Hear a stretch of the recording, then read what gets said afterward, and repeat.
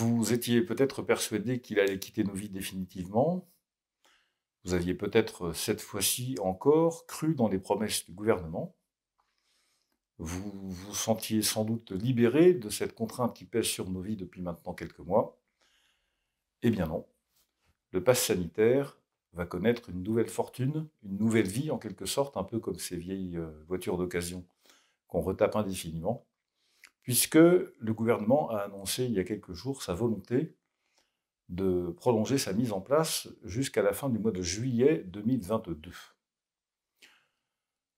Je n'ai pas beaucoup de commentaires à faire sur les véritables raisons, ou plutôt sur les raisons sanitaires qui justifieraient cette prolongation. En effet, en dépit de ce que dit la loi qui a été adoptée par le Parlement au mois d'août dernier, c'est uniquement dans le but de contrecarrer la progression de l'épidémie et pour des objectifs réels de santé publique que le gouvernement peut nous infliger ce pinceau insupportable et inutile qu'est le pass sanitaire. Je n'ai pas besoin de dire très longtemps que les circonstances sanitaires de l'épidémie sont exactement inverses de celles qui pourraient justifier la prolongation d'une telle mesure.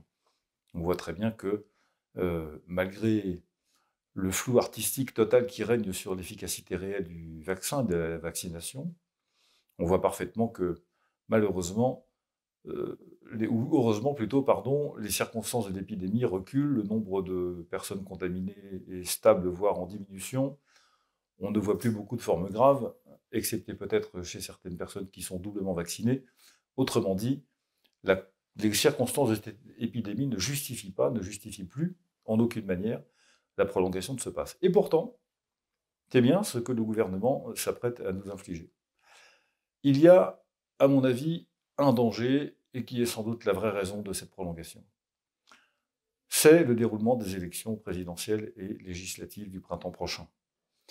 Avec cette double menace qui plane sur nous tous. La première, c'est la question que j'ai déjà posée cet été sur quelques plateaux de télévision. Faudra-t-il être vacciné pour avoir le droit de voter au printemps prochain? Et la deuxième, faudra-t-il que nous ayons recours à des modalités de vote par correspondance ou par vote électronique pour faire en sorte que ceux qui ne bénéficieraient pas d'un pass permanent ou de la vaccination puissent participer au scrutin? Autrement dit, la seule justification réelle que je vois à cette décision du gouvernement, c'est effectivement de prendre à sa main et de maîtriser totalement les scrutins qui, pour lui, s'annoncent comme extrêmement difficiles. Et donc, malheureusement aussi pour nous. Donc, ça n'est pas la santé des Français qui motive cette décision, c'est évidemment le contrôle politique qui s'accroît sans cesse sur nos têtes et sur nos vies de la part de ce gouvernement et de ce président de la République qui, encore une fois, pour notre santé, n'ont aucune espèce de vraie considération. Alors, il va se produire dans quelques jours, par ailleurs, un autre événement dans notre vie quotidienne, puisqu'à partir du 15 octobre, les tests que certains d'entre nous vont subir en pharmacie ou ailleurs régulièrement deviendront payants pour ceux qui ne sont pas vaccinés. Ça a été annoncé par le gouvernement il y a déjà quelques semaines. Je ne connais pas précisément le fondement juridique de cette décision, puisque, à ma connaissance, le décret n'est pas encore pris. Quand il le sera, vous pouvez faire confiance à toutes nos équipes et à moi-même pour que tous les moyens de contestation et de suppression de cette décision parfaitement discriminatoire soient employés.